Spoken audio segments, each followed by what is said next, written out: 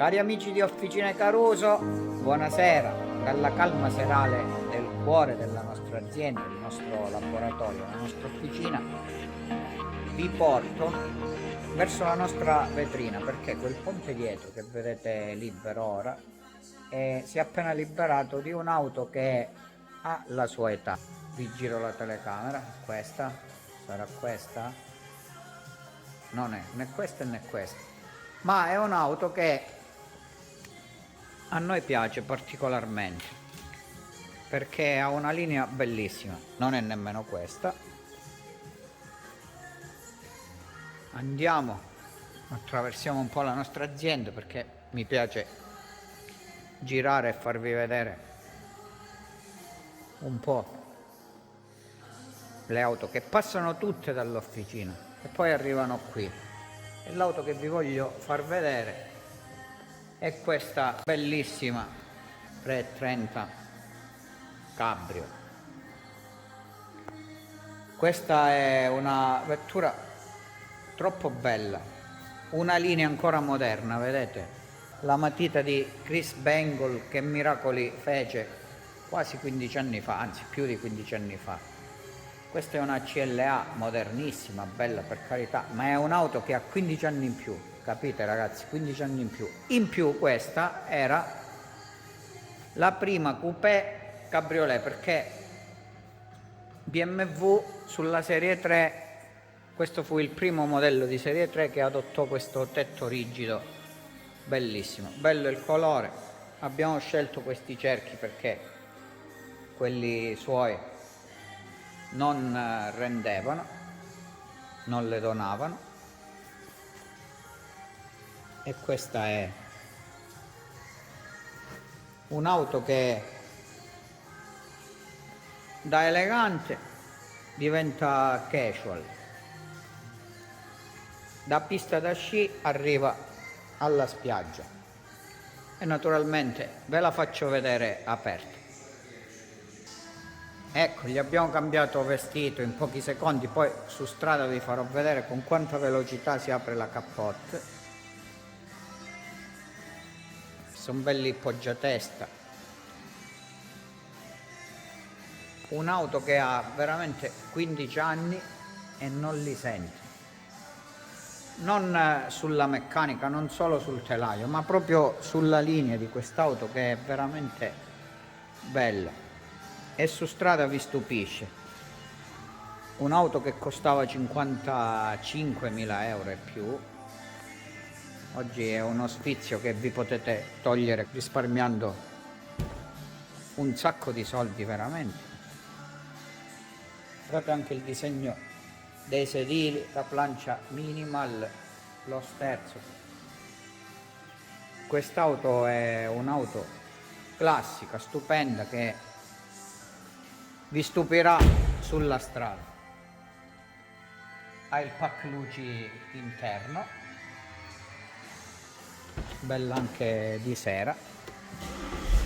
L'ho messa in moto e vedete le luci sotto. Dovremmo fare un po' di chilometri per provarla bene su strada. Domani andremo a Cosenza e continueremo la nostra prova su strada da lì. Grazie ragazzi per ora e ci vediamo su strada.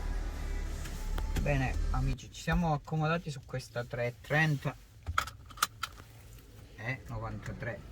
Dovrei ricordarmi bene il nome, le sigle non me li ricordo mai. Mi sistema i sedili, questi sedili in pelle con il comando elettrico, un optional su questa vettura. Mettiamo questo cambio automatico in drive.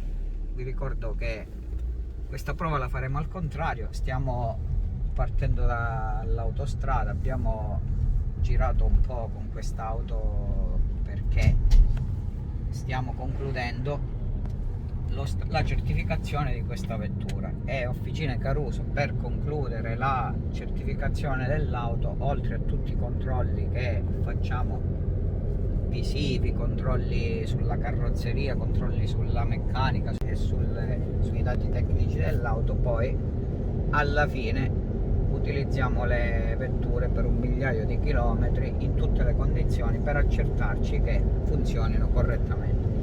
Stiamo tornando da Cosenza, ora ci apprestiamo nell'ultima parte di autostrada che stiamo facendo, la parte che da Gioia Tauro porta all'uscita a Bagnara Calabra, e abbiamo apprezzato le doti di gran turismo di quest'auto. Una vettura che può essere scelta da chi vuole un giusto compromesso tra il consumo, il comfort di guida, le prestazioni, perché vi ricordo i numeri che vi ho detto prima: 245 cavalli, un 6 cilindri in linea BMW che è rimasto ormai ultramoderno. Da questo motore in poi diciamo che l'evoluzione sul diesel si è bloccata, anzi, con tutte le diavolerie che hanno voluto inserire, ricordo che questo è un Euro 5, siamo arrivati alla terza generazione di Euro 6, questi motori li hanno un po' imprigionati. E questo motore 240 cavalli, una coppia fantastica di 500 Nm, permette una velocità massima di 250 km/h, che è veramente ragguardevole, una accelerazione da 0 a 100 in 6,2 secondi, tira che è una belva fino a 4000 giri, e se schiaccio vedete come la lancetta del contachilometri si proietta in un attimo a velocità supersoniche. E questo motore, se vogliamo trovargli un difetto, non fa rumore. E qua sopra sentite il rumore dell'aria, perché è un rumore proprio che non invade per niente l'abitacolo. Non vi rendete conto, se non avete l'udito fino, delle velocità e dei giri a cui questo motore arriva. Questo è un'automatica a tutti gli effetti. Se vogliamo utilizzarlo in manuale, abbiamo questa funzione DS che dà un po' di sportività in più ove servisse, e vi permette di scalare e salire le marce, diciamo, in modo semi manuale, perché comunque quando serve cambiare la marcia o scalare la marcia, la centralina, che era già sofisticatissima, l'elettronica capisce già e fa lui per voi. Non servono i comandi al volante su quest'auto, che non ci sono e a me non piacciono, perché non sono le palette e il comando al volante di quest'auto, che qui, ripeto, non c'è, non fa altro che confondere le idee, perché da entrambi i comandi potete abbassare e mettere la marcia. Non è un'auto, diciamo, un cambio automatico da comando al volante. E una cosa che notiamo in autostrada, poi faremo anche una breve prova su strada sui tornanti, un ottimo telaio, perché vi ricordo che è una coupé cabriolet all'occorrenza, con questo tetto rigido che, come avete visto, è tutto elettronico, è tutto elettrico, è tutto in lamiera. Quindi questa nuova versione è una versione modernissima, perché fu la prima ad adottare questa capote rigida, quindi non ha bisogno dell'hardtop, che era scomodissimo da montare, e quindi decretava il cambio stagionale. E in giornate molto strane come questa, dove la temperatura con un po' di sole, soprattutto dalle parti della Calabria, si è alzata notevolmente, all'occorrenza la macchina diventa in un attimo estiva, cambia vestito in un secondo. Quindi credo che di tutte le auto che uno può scegliere per avere un po' di equilibrio fra sportività, prestazioni, consumi, e anche se serve tutti i giorni, questa è la migliore auto di tutti, anche perché i due passeggeri dietro viaggiano bene, perché l'auto non sembra, ma ha 4,60 m di lunghezza, è una trazione posteriore come tutte le BMW, ha un bagagliaio di una capacità di 63 litri, e quindi potete viaggiare in quattro anche per viaggi, non dico lunghissimi, ma medio lunghi. L'ultima cosa che vi dico in autostrada è che oggi, dopo aver fatto questi quasi 400 km, alla fine abbiamo notato che in autostrada, camminando abbastanza tranquilli ad andature legali, diciamo, perché non si può esagerare, quest'auto non fa i 20 km al litro di dichiarati dalla casa, che sono un po' esagerati, ma tranquillamente fa i 16 al litro ad andature normali. E visto che c'è il sole, ci sono, da quello che dice il computer di bordo, 19 gradi, gli cambiamo un po' il vestito alla vettura. Quindi ora vi faccio vedere in un attimo quanto è facile la procedura di, quanto è automatica la procedura di estate e inverno. Mettiamo la vettura in P, vedete che il meccanismo è velocissimo, poi contate i secondi.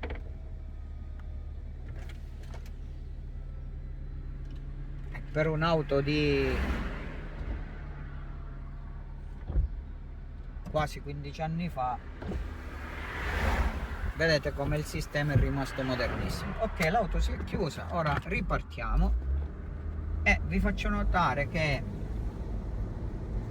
la voce della natura entra nell'abitacolo, però non è fastidiosa, perché quest'auto fu studiata veramente bene e penso che rimanga la più bella coupé cabrio che ha fatto la BMW.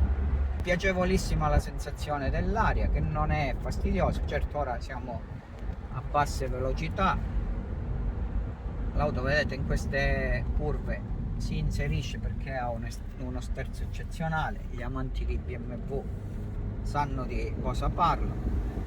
Ora il motore si sente un pochino in più, chiaramente per chi è purista del benzina, chi è abituato ai motori M-Power mi criticherà un po', ma questo è il compromesso di chi vuole avere alte prestazioni con bassissimi consumi.